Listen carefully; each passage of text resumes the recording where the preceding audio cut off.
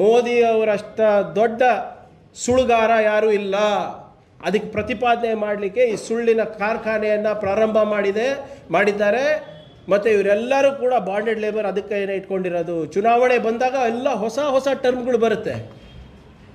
ಯಾಕೋ ಈಗ ಇತ್ತೀಚೆಗೆ ಇದು ಲವ್ ಜಿಹಾದು ಅರ್ಬನ್ ನಕ್ಸಲ್ ಬಿಟ್ಬಿಟ್ಟಿದ್ದಾರೆ ಸರ್. ಅವಾಗ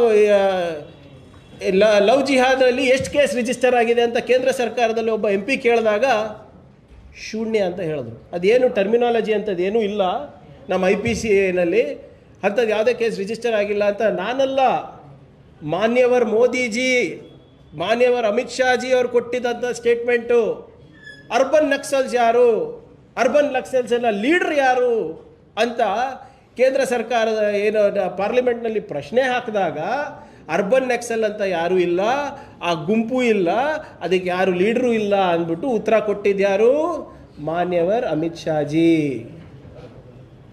ಈಗ ಅರ್ಬನ್ ನಕ್ಸಲ್ ಆಯಿತು, ಇದು ಲವ್ ಜಿಹಾದ್ ಆಯಿತು, ಈಗ ಲ್ಯಾಂಡ್ ಜಿಹಾದ್ ಅಂತ ಪ್ರಾರಂಭ ಮಾಡಿದ್ದಾರೆ.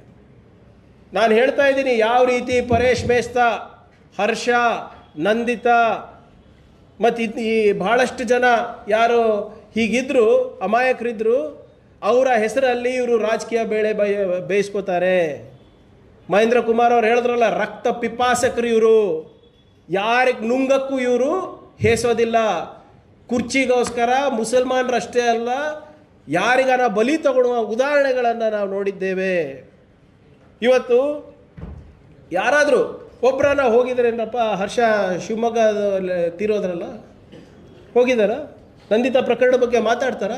ಇವು ಇಷ್ಟೆಲ್ಲ ಮಾತಾಡಿದ್ರು ಒಂದು ಸರಿ ಇವ್ರು ಯಾರ BJP ಲೀಡ್ರು, ಯಾರು ರಾಜಕೀಯ ಲಾಭ ಪಡೆದ್ರು, ಪರೇಶ್ ಮೇಸ್ತಾ ಅವ್ರ ಮನೆಗನ ಹೋಗಿ ಬಂದಿದ್ದಾರ?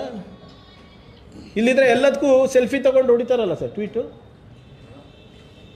ಆದ್ದರಿಂದ ನಾನು ಕೇಳಕ್ಕೆ ಬಯಸ್ತಾ, ಇದೂ ಕೂಡ ಇವರು ನಮ್ಮ ಹಾವೇರಿ ರೈತನ ಹೆಸರಲ್ಲಿ ಇವರು ರಾಜಕೀಯ ಮಾಡ್ತಾ ಇದ್ದಾರೆ.